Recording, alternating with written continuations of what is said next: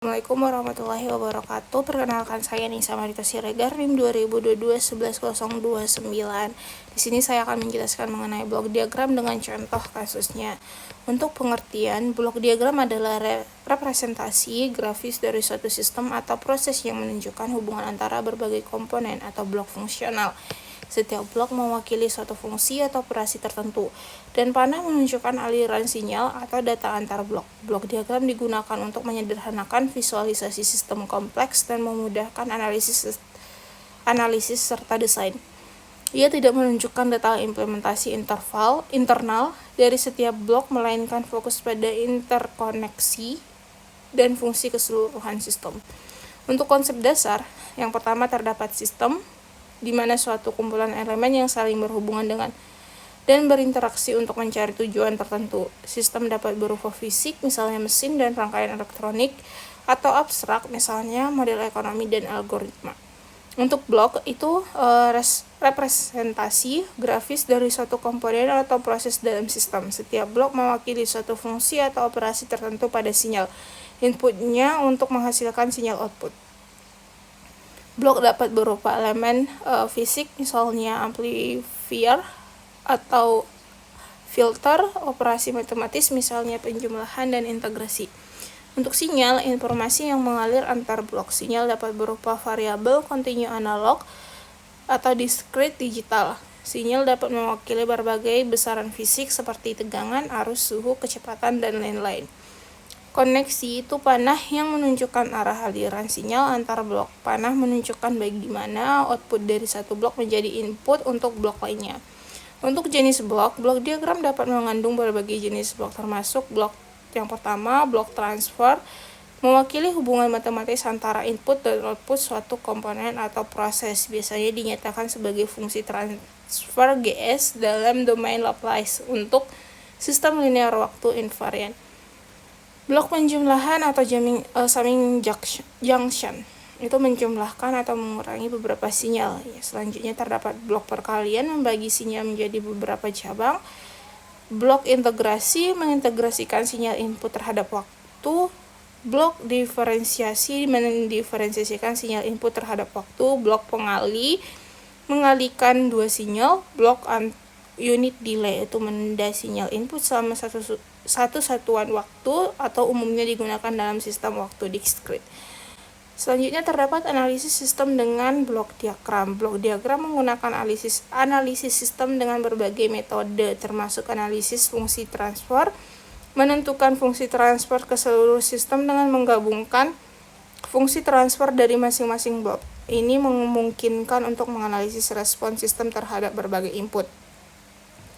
Analisis respon frekuensi itu menganalisis perilaku sistem terhadap sinyal sinusoidal dengan berbagai frekuensi. Ini digunakan untuk menentukan stabilitas dan kinerja sistem. Yang ketiga itu ada analisis respon waktu, di mana menganalisis respon sistem terhadap input berupa fungsi waktu, misalnya langkah dan influx.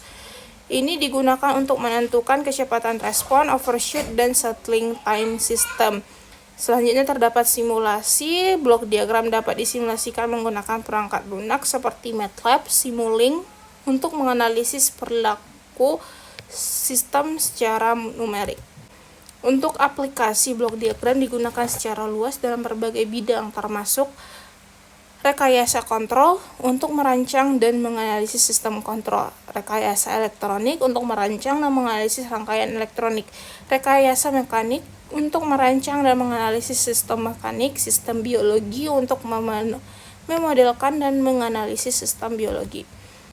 Contoh kasus penerapan blok diagram, berikut beberapa contoh kasus tambahan dari penerapan blok diagram, dikelompokkan berdasarkan jenis sistem. Yang pertama, sistem elektronik. Penguat operasional atau OPAMP. OPAMP sering digunakan dalam rangkaian elektronik. Blok diagramnya akan menunjukkan input, output, dan blok OPAMP itu sendiri.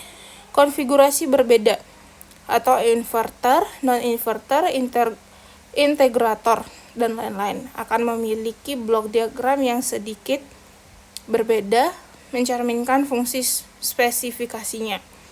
Selanjutnya terdapat filter elektronik low pass, high pass, band pass, di mana blok diagram akan menunjukkan input sinyal blok filter atau yang mungkin berisi beberapa subblok seperti kapasitor dan resistor, dan output sinyal yang telah difilter. Selanjutnya terdapat sistem komunikasi. Sistem komunikasi seperti pemancar, radio, atau penerima akan memiliki blok diagram yang kompleks menunjukkan blok-blok seperti modulator, demodulator, penguat, filter, dan antena.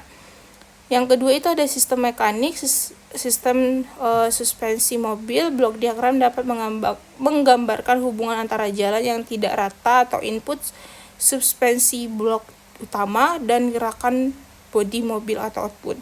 Sistem rem. Blok diagram akan menunjukkan hubungan antara pedal rem atau input, sistem hidrolik atau mekanik blok utama, dan roda yang berhenti atau output.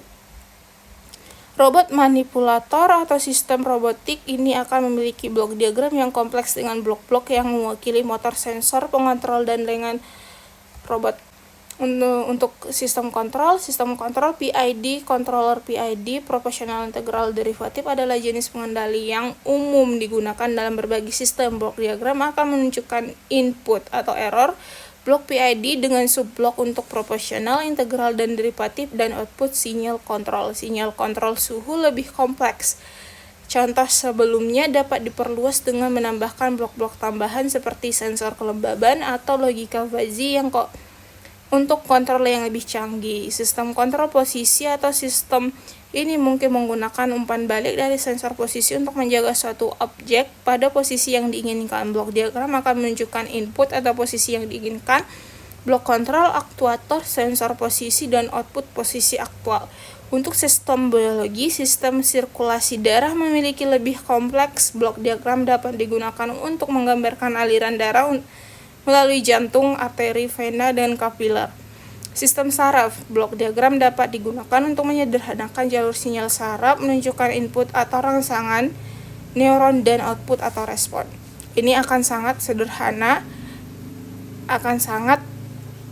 disederhanakan karena sistem saraf sangat kompleks. Untuk kesimpulan, blok diagram merupakan alat yang sangat berguna untuk menganalisis dan mendesain sistem dengan representasi grafis yang sederhana. Blok diagram memudahkan pemahaman sistem kompleks dan memungkinkan analisis perilaku sistem secara sistematis.